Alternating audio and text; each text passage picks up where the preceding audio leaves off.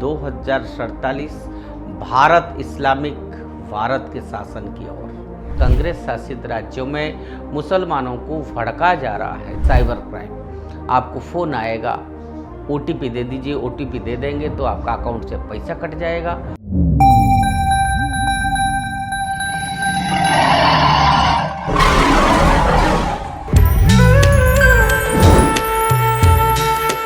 नमस्कार मित्रों, उदय India digital में आप सबका बहुत बहुत स्वागत है। मैं हूं दीपक कुमार रथ। एक खबर आई, खबर डॉक्टर से जुड़ी हुई है तो स्वाभाविक है कि आज के समय में तुरंत नजर जाती है। खबर है कि दिल्ली पुलिस के ATS ने झारखंड में आतंकवाद निरोधक दस्ते और राजस्थान तथा उत्तर प्रदेश में राज्य पुलिस बलों द्वारा खुफिया जानकारी के आधार पर संयुक्त अभियान में एक अलकायदा प्रेरित आतंकी मॉड्यूल का भंडाफोड़ किया गया है। 17 स्थानों पर छापेमारी के दौरान 6 लोगों की गिरफ्तार किया गया और 8 को हिरासत में लिया गया। मॉड्यूल का नेतृत्व कथित तौर पर रांची के एक डॉक्टर द्वारा किया जा रहा था। जो गिरफ्तार किए गए हैं लोगों ने एक है, जो लोग गिरफ्तार हुए उनमें से एक डॉक्टर है। वह कथित तौर पर देश के भीतर गंभीर आतंकवादी गतिविधियों को अंजाम देने की कोशिश कर रहा था। मॉड्यूल का नेतृत्व करने वाले डॉक्टर इश्तियाक अहमद के पास रेडियोलॉजी में MBBS और MD की डिग्री है और वो रांची में एक क्लिनिक चलाते हैं। अब रिपोर्ट के मुताबिक डॉक्टर के अब्दुल रहमान कटकी से संबंध है, जो 2008 के मुंबई आतंकी हमले के मास्टरमाइंड अब्दुल रहमान रकवी का करीबी सहयोगी है। अलकायदा से संबंधों के लिए 2015 में गिरफ्तार किए जाने के बाद से कटकी तिहाड़ जेल में है। अब बात आई है झारखंड की, तो कुछ बात मैं अपनी तरफ से बताना चाहता हूँ। मित्रों, झारखंड एक बहुत बड़े खतरे का सामना कर रहा है। अब वहाँ हेमंत सोरेन सरकार है, इसीलिए ऐसा मैं कह रहा हूँ, ऐसा नहीं है। डेमोग्राफी एक्सपर्ट्स का कहना है कि झारखंड में 2050 तक कम से कम 2 जिले साहिबगंज और पाकुड़ मुस्लिम बहुल हो जाएंगे। आज की सच्चाई यह है कि स्थानीय प्रशासन ने आदिवासियों और गैर आदिवासी हिंदुओं द्वारा धार्मिक और सांस्कृतिक त्योहारों से जश्न मनाने पर कई प्रतिबंध लगाना शुरू कर दिए हैं। स्कूलों में जुम्मे की छुट्टियां हो रही है। राष्ट्रगान की जगह कुछ और सिखाया जा रहा है बच्चों को। बांग्लादेशी मूल के मुसलमान आदिवासियों की जमीनें भी हड़प रहे हैं। पड़ोसी बंगाल से झारखंड के संस्थान परगना संभाग में बांग्लादेशी मूल के मुसलमानों की लगातार बढ़ती आमद ने न केवल वहां एक भयावह डेमोग्राफी चेंज यानी जनसांख्यिक परिवर्तन का जन्म दिया है, बल्कि यह देश के लिए एक गंभीर खतरा भी पैदा कर रहा है। तो ऐसे में इस तरह का मॉडल वहां पाया जाना कोई आश्चर्य की बात नहीं है, लेकिन यहाँ मुद्दा कुछ और है। आपको साल 2022 याद है? साल 2002 में पटना में एक आतंकी मॉड्यूल का भंडाफोड़ हुआ था और 2 संदिग्ध आतंकियों को गिरफ्तार किया गया था। पुलिस के मुताबिक मॉड्यूल 2047 तक भारत को इस्लामिक राष्ट्र बनाने का योजना बना रहा था। उसी साल 12 जुलाई को प्रधानमंत्री नरेंद्र मोदी की बिहार यात्रा के दौरान उन्हें निशाना बनाने की भी साजिश थी। गिरफ्तार किए गए दोनों आतंकियों की पहचान अतहर परवेज और मोहम्मद जलालुद्दीन के रूप में हुई थी। छापेमारी के दौरान पुलिस को आपत्तिजनक दस्तावेज मिले, जिसमें से एक का शीर्षक था 2047 भारत इस्लामिक भारत के शासन की ओर। उनके पास से 25 PFI के पर्चे भी बरामद किया गया है। जांच में पता चला कि वहां आने वाले ज़्यादातर युवा केरल, पश्चिम बंगाल, उत्तर प्रदेश, तमिलनाडु और कई अन्य राज्यों से आतंकी साजिश रचने की ट्रेनिंग लेते आते हैं।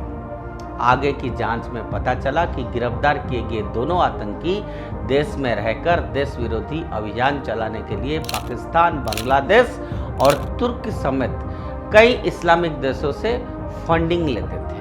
तो समझिए साजिश कब से चल रही है अभी एक और चीज सुनिए।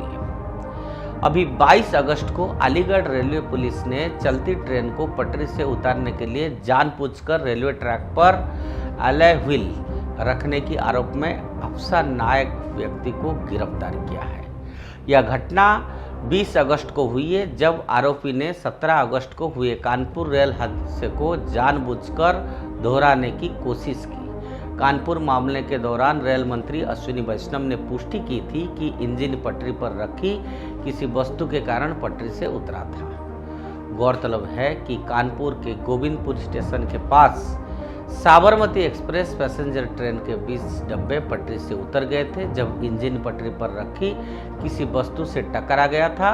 अलीगढ़ मामले में भी अफसर ने ट्रेन को पटरी से उतारने के लिए ट्रैक पर अलॉय व्हील रख दिया था। हालांकि रेलवे पुलिस टीम की सतर्कता के कारण एक बड़ा रेल हादसा टल गया। उल्लेखनीय है कि यह पहली घटना नहीं है जब किसी ने जानबूझकर रेलवे ट्रैक पर कोई वस्तु रखे हो। ऐसे कई यूट्यूब चैनल हैं जहां क्रिएटर रेलवे ट्रैक पर भीतर की चीज़ें रखता है और फिर लाइव और शेयर के लिए वीडियो रिकॉर्ड करता है।